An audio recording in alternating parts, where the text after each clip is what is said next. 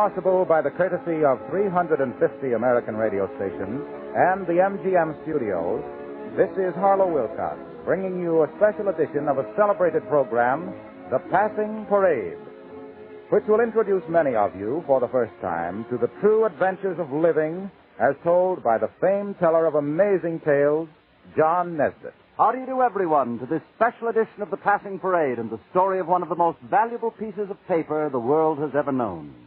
This precious fragment of paper is no larger than a postage stamp. Yet behind it lies a great adventure, heartbreak, comedy, and triumph. Well, a $1,000 bill measures 2.5 by 6 inches, or about that size, and yet my tiny bit of paper is far more valuable, and thereby hangs the tale. It is 1907. We're inside the bedroom of a poor woman's house in Wilmington, Delaware. A boy of 14, a thin, nervous-looking boy with a bright spot of color on each cheek, sits on his bed and grins sheepishly at his mother, while a country doctor taps his chest, listens to his breathing, takes his pulse. After a few minutes, the doctor straightens up, grins back at the boy cheerfully, and says, "Well, it's back to bed with you, my lad, and I'm going to fix it so that you can play hooky from school for a while." Then, smilingly pulling the clothing back over the boy's chest, the country doctor crosses the room, swings the window shut, and picking up his bag, goes out of the tiny bedroom. The boy's mother has said nothing. She has not smiled. She has not moved. But now she rises, a strange wooden look on her face, and silently follows the doctor out. In the kitchen she stops. The doctor's washing his hands at the sink. And on his face, too, is that peculiar, woodeny, fixed expression. She looks at the doctor a moment, sinks to a wooden chair by the stove, rocks back and forth, her worn fingers held over her face, and she speaks. "His father died of it. My brother, too. Now my son, my beautiful, strong boy." The doctor finishes washing, dries his hands, and picks up his bag. He places a hand on the woman's shoulder. "We shall do what we can. You know, people have been cured of it. Yes, people have been cured. 1 out of 100, 1 out of 1,000. What does it matter when you know that you're poor, that you can't buy special food, sunlight, rest? And even then, most of them die. Millionaires and paupers. Tuberculosis in 1907. Death warrant. Not a quick death, a kindly death, no. The heartbreaking wasting away. The periods of fever, the treacherous periods of hope, of feeling great. Why, I'm going to get well after all. And then the wasting again. And then the slow death. The doctor knows it is useless, and he goes out of the house to face the black hour that can come to a decent medical man when he knows that all his knowledge and his labor are empty, futile things. And what does the mother do? She does what all mothers have done at such times. A smiling face toward the slender boy who lies in the bedroom. Words of hope and of love. Then she straightens her back, puts on her shabby black coat, and goes out of the house. She walks clear across Wilmington to a place on the Brandywine River where miracles have taken place. A crowded little tuberculosis sanatorium where the wonderful new ideas of Dr. Trudeau and others are being tried out. And where the sure death of consumption has become less of a sure thing. A great gamble still, but where the players are slowly beginning to win against the odds. The mother goes to the sanatorium and makes her plea. A health worker named Emily Bissell is visiting, and in the office she hears the mother's cry. "My son has it. We have no money. But I will work. I will work forever if you will take him in. Just give him his little chance. Just a little chance." And the young health worker turns away as she hears the nurse make an answer. "I am very sorry. We cannot take another patient. We are filled up. And as we are poorer than you, we are about to close." Without a word, the mother picks up her purse and leaves. The nurse and the visiting health worker look at each other. Then Miss Emily Bissell speaks. "No, you are not going to close up. You are not going to give up. You will take her boy and other women's boys. I'm going to find the money by next spring." "Miss Bissell, we won't last till spring.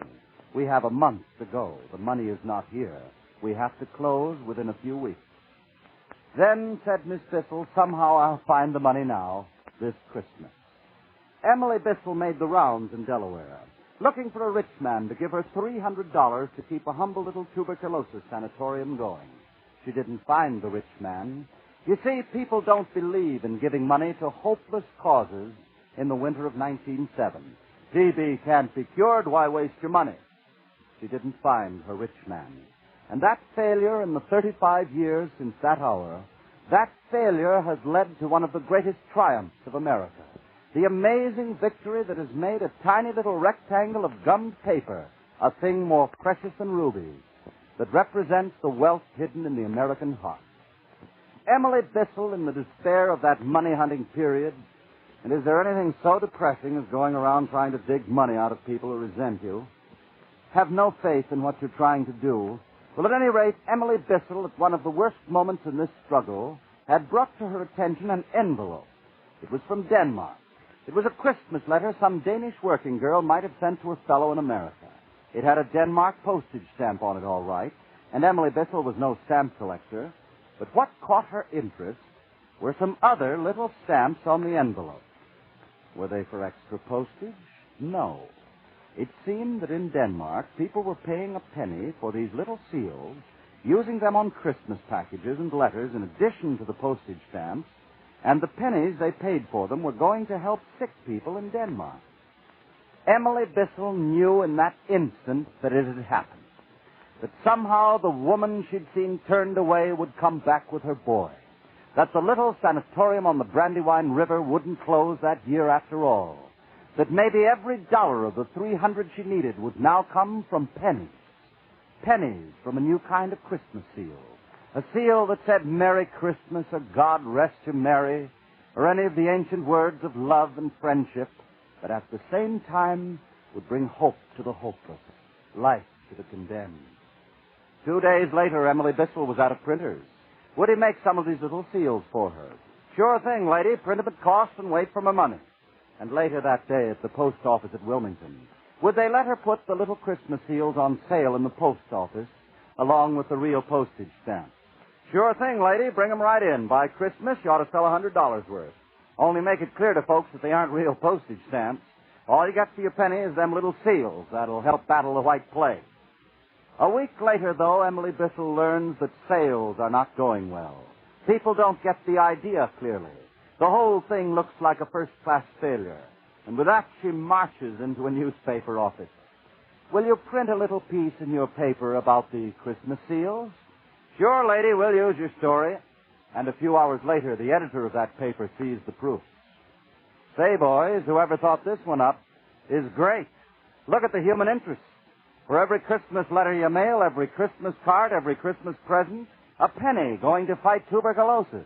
Why, the people will love it. Spread it over the front page. Give editorials to it.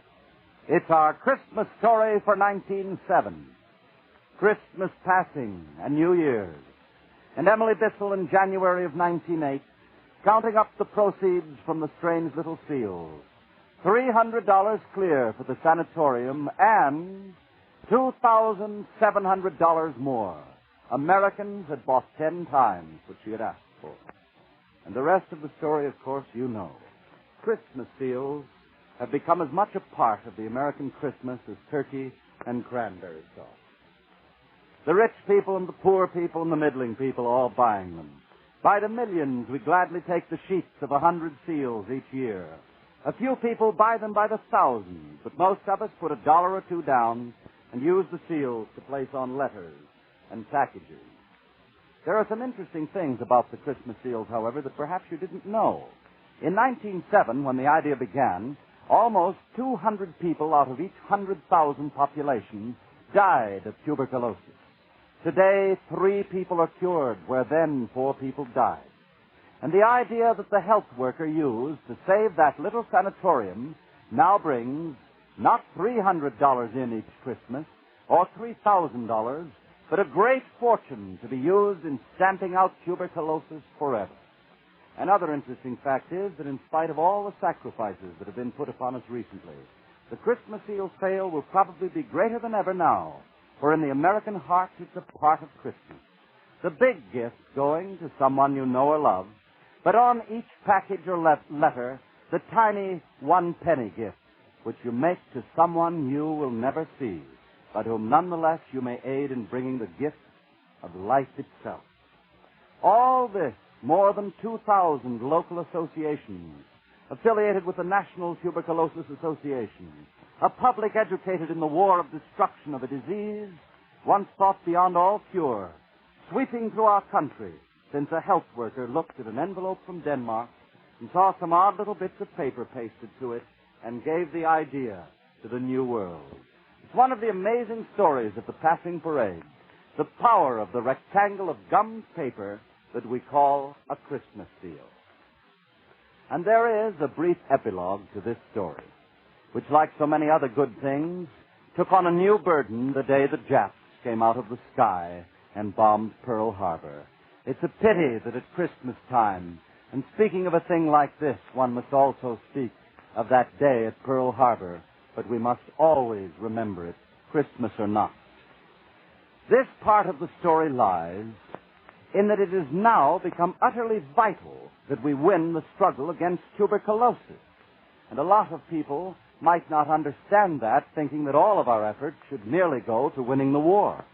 All of our efforts should, and all of our efforts should go in this struggle. Because during war times, disease invariably increases. Food shortages, about which we all know. Crowded housing, about which we all know. Feverish working conditions.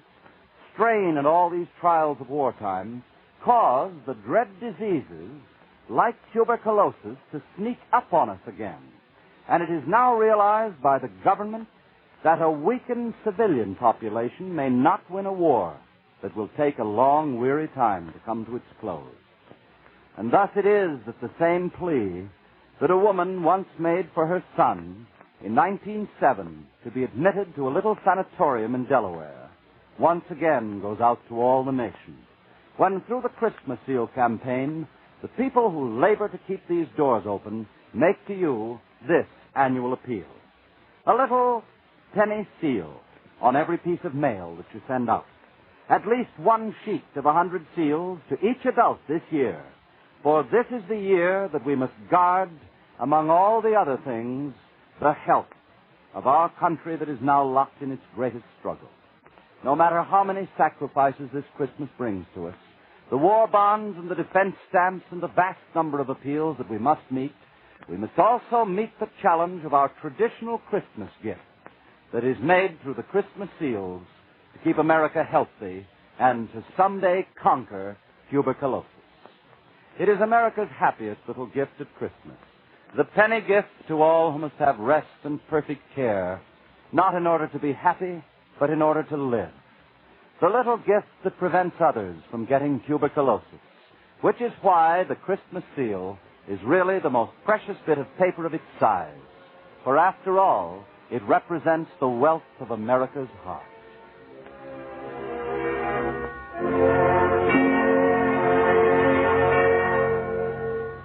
Your local Tuberculosis Association, which is now conducting its annual Christmas Seal campaign, has presented to you this specially transcribed program of John Nesbitt and his Passing Parade.